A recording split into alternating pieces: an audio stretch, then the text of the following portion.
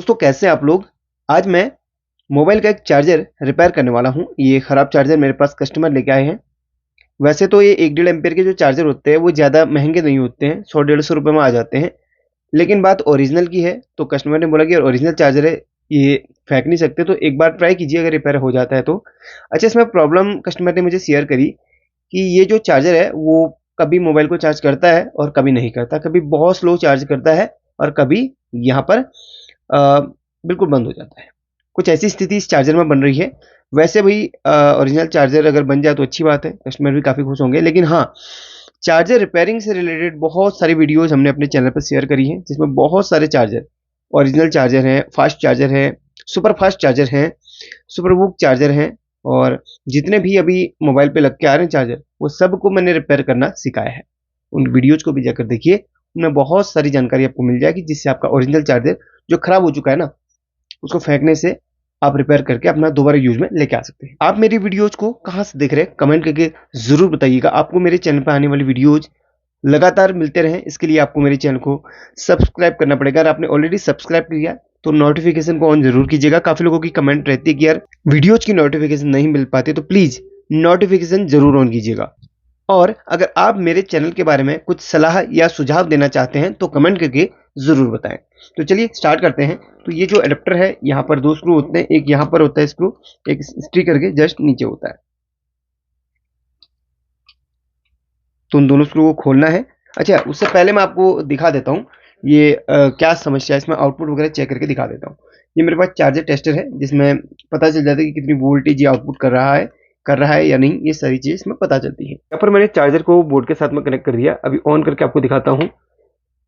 तो जैसे मैं इसको ऑन करता हूँ, देखिए टेस्टर ऑन हो चुका है, और जो वोल्टेज है वो कितना दिखा रहा है, 4.2 4.1 वोल्टेज ये दिखा रहा है। स्क्रीन रोटेट उसकी हुई है तो फिर भी आपको यहाँ पर दिख रहा होगा 4.2 वोल्ट ये आउटपुट कर रहा है, यानी कि बहुत कम वोल्ट ये आउटपुट कर रहा है। जैसे मोबाइल को चार्ज करने के लिए जिस वोल्टेज की जरूरत पड़ती है वो लगभग 5.0 से 5.12 वोल्ट समथिंग दिखाता है। तो ठीक है, ये समस्या इसके अंदर है। तो अब यहाँ पर मैं इसे पहले पूरी तरीके से खोल लेता हूँ। ये समस्या कहाँ से आती है, इसका सोल्यूशन किस तरीके से होगा, देखिए छोटी सी प्रॉब्लम होती है, आप इजीली इसका सोल्यूशन कर सकते हैं।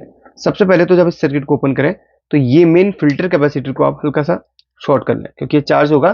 तो चार्ज होने के बाद क्या होगा ना, डिस्चार्ज नहीं हुआ रहेगा तो आपके हाथ में करंट लग सकता है, आपको करंट लग सकता है, तो ये जरूर कीजिएगा। अच्छा, मैं अब इसको आपको मल्टीमीटर में चेक करके भी दिखा देता हूँ। तो यहाँ पर मैं इसको कनेक्ट कर लेता हूँ वायर के थ्रू, फिर आपको मल्टीमीटर में चेक करवाता हूँ वोल्टेज। मैंने वायर को जोड़ लिया है, अब मैं इसे ऑन करता हूँ। ये रहा मल्टीमीटर, और इस पर आपको वोल्टेज में दिखाता हूँ।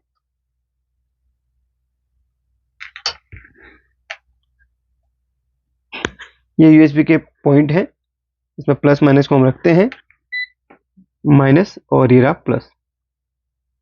तो देखिए 4.0 मल्टीमीटर में कम ही वोल्ट दिखा रहा है, देखिए 4 वोल्ट ये आउटपुट कर रहा है। भाई लोड पड़ने पर ये बिल्कुल जीरो हो जाएगा। तो पहले इसके मेन कैपेसिटर को हम शॉर्ट करते हैं। शॉर्ट करने पर हल्का सा स्पार्क हुआ, इसका मतलब मेन कैपेसिटर इसमें प्रॉब्लम नहीं है। तो इसमें दोनों जो प्रॉब्लम्स आती हैं वो कैपेसिटर से ही आती हैं, या तो इसका जो मेन फिल्टर कैपेसिटर होगा वो आपका अगर फूला या फिर फटा रहेगा तो उससे प्रॉब्लम ज़्यादातर देखने के लिए मिलती है। अगर ये सही है तो इसके आउटपुट में जो एक कैपेसिटर लगा होगा, ये यूएसबी पॉइंट है ना, इसके प्लस माइनस के साथ में जो भी कैपेसिटर होगा वो आपका फूला या फिर फटा होगा, तो भी ये प्रॉब्लम 100% देखने के लिए मिलती है। यहाँ पर देखें तो इस कैपेसिटर की जो स्थिति है, ये फूला हुआ है, ऊपर से भी हल्का सा फूला हुआ है। इसके फूलने या खराब होने की वजह से तो ये प्रॉब्लम मिलती है। देखिए कैपेसिटर के अलावा एक और कंपोनेंट है जो खराब होता है ज़्यादातर। इस यूएसबी के पास में प्लस माइनस में जो कैपेसिटर लगा है वो ये वाला है, जो कि फूला या फिर इसकी शेप चेंज हुई है, ये खराब है। इसके साथ में इसके प्लस पॉइंट के साथ में एक डायोड जुड़ी हुई है, ये वाली डायोड एसएमडी डायोड, जो कि एक शॉर्ट की डायोड होती है, जो ट्रांसफॉर्मर से यहाँ पर स्विचिंग करवा के यहाँ पर ये प्लस बना रही है। यहाँ तक एसी है, इसके बाद इसने इसको डीसी बनाया और इसके बाद एक कैपेसिटर में स्टोर हुआ। कैपेसिटर में स्टोर होने के बाद ये प्लस माइनस पॉइंट में चला गया। तो कैपेसिटर क्या होता है, वोल्टेज को स्टोर करने का काम करता है और फिल्टर करने का काम करता है। कैपेसिटर वीक होगा तो वोल्टेज स्टोर नहीं हो पाएगी, स्टोर ना होने की वजह से वो प्रॉपर आउटपुट नहीं दे पाएगी। तो इस कैपेसिटर को हम बाहर निकालते हैं और इसकी जगह पे एक नया कैपेसिटर डाल के देखते हैं। तो यहाँ पर देखिए इसको मैंने निकाल लिया है। आप इसको देख सकते हैं ये फूला हुआ है नीचे तरफ से, थोड़ा सा इसकी शेप चेंज हुई है। इसको हम हल्का सा शॉर्ट कर लेते हैं और मल्टीमीटर में आपको चेक करके दिखाता हूँ। पहले इसको ये चेक हो जाता है, इसकी जो वैल्यू है वो यहाँ पर आ जाती है। वैसे देखिए कंपनी से जो यहाँ पर लिखा हुआ है ये है 1000 माइक्रोफेरेड, ठीक है, 1000 माइक्रोफेरेड का ये कैपेसिटर है। अब यहाँ पर चेक करने पर इसकी वैल्यू क्या आती है देखते हैं। ये माइक्रोफेरेड में सेट कर दिया मैंने, प्लस में प्लस लगा लेता हूँ और माइनस में माइनस, देखते हैं क्या वैल्यू इसकी निकल के आती है। अभी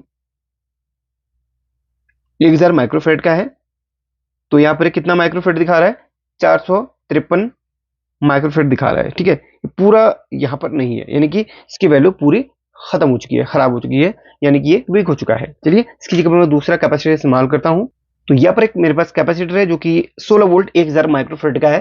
अगर आपके पास 10 वोल्ट का ना हो, जैसे इसमें 10 वोल्ट का लगा हुआ था, 10 वोल्ट का ना हो तो आप 16 वोल्ट का लगाइए, 25 वोल्ट का लगाइए, तो उससे कम का मत लगाइए, ठीक है। 16 वोल्ट का है 1000 माइक्रोफेरेड में, 1000 नहीं है आपके पास तो उससे ऊपर थोड़ा सा ऊपर लगा सकते हैं, कोई दिक्कत नहीं है। अभी यहाँ पर देखिए प्लस माइनस को देखते हुए लगाना है। इसमें प्लस माइनस में यहाँ पर जिनको पता नहीं है मैं आपको बता देता हूँ। जो लोग टेक्निकल फील्ड से हैं उनको तो सभी को पता ही होगा, जो रिपेयरिंग वगैरह करते हैं। काफ़ी लोग नए नए सीखने वाले भी अपने साथ जुड़ते हैं, तो उनको भी जानकारी सी होती है। तो देखिए यहाँ पर देखिए दो यहाँ पर पॉइंट है, एक तरफ डिजाइन बना हुआ है, एक तरफ सिंपल है। तो डिजाइन वाला एरिया अपना माइनस का होता है, ये सिंपल वाला प्लस का होता है। तो ठीक है, ये माइनस, ये कैपेसिटर में माइनस का पॉइंट है, तो इस तरीके से इसको हम सोल्डरिंग कर देते हैं बड़े प्यार से।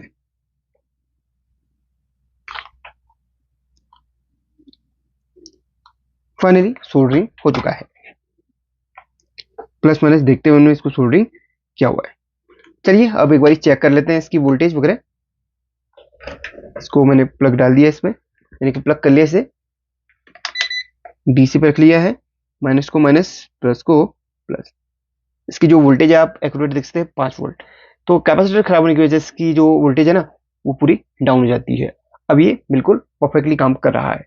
क्यों ना अब मैं इसको एक बार ऑफ कर लेता हूँ ताकि मेरा हैंड कैप टच ना हो। अब इसको टेस्टर के साथ में कनेक्ट करता हूँ। टेस्टर पे वोल्टेज आपको दिखाना चाहूँगा, ऑन करता हूँ, टेस्टर ऑन हो चुका है। अब देखिए वोल्टेज एक्यूरेट आ रही है, यानी कि भले 5 वोल्ट नहीं थी। चलिए लोड पे आपको दिखा देता हूँ, एक बार लोड डाल के दिखा देता हूँ आपको। एक मोबाइल अपने हमने लगाया हुआ है इधर पे, तो लोड मैंने डाल दिया, तो देखिए लोड डालने के बाद भी कोई वोल्टेज कम नहीं हुई है।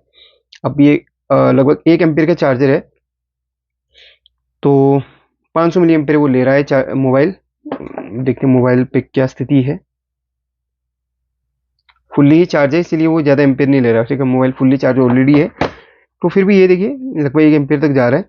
और वोट 4 वोट 3 वोट ऊपर नीचे होगा, लेकिन वोल्टेज में कोई भी कमी नहीं है लोड डालने के बाद भी, ठीक है। ये सारी चीज़ें कि मैंने आपको कंफर्म करवा दी है। चलिए इसे ऑफ कर लेता हूँ। तो कभी कभी ऐसे छोटे मोटे फॉल्ट आ जाते हैं, काफ़ी लोग चार्जर को खराब समझकर फेंक देते हैं, तो ये खराब समझ कर ना फेंका, छोटे मोटे ही फॉल्ट इसमें देखने के लिए मिलते हैं। हाँ, काफ़ी बार ऐसा होता है कि इसकी मेन आईसी खराब हो जाती है, जैसे इसकी मेन आईसी है वो खराब हो जाती है, तो इसकी जगह पर एक छोटा सा एसटीआर, अगर महंगा चार्जर है तो 20-50 रुपए का एक एसटीआर मॉड्यूल आप लगा सकते हैं। अगर कॉस्टली चार्जर है तो कुछ इस तरीके के कॉस्टली चार्जर अपने आते हैं, जो फोर्स सुपर फास्ट चार्जर होते हैं ना, सुपर वूक सुपर फास्ट, ये देखिए। तो इसकी अगर मेन आईसी खराब हो जाती है तो इसकी जगह पे आप एक एसटीआर मॉड्यूल लगा सकते हैं, क्योंकि ये चार्जर काफ़ी कॉस्टली होते हैं, ठीक है। ये तो 100-200 रुपये में आ जाता है, लेकिन कॉस्टली चार्जर में मॉड्यूल लगा सकते हैं। कैसे लगाते हैं सारी प्रोसेस हमने वीडियोज में बनाई है, जाके देखिए, कमेंट में वीडियो को पिन कर दूंगा। अच्छी लगे तो लाइक करके शेयर कर लेना, और इसी वीडियो देखने के लिए थोड़ा सा सपोर्ट करना। शुक्रिया।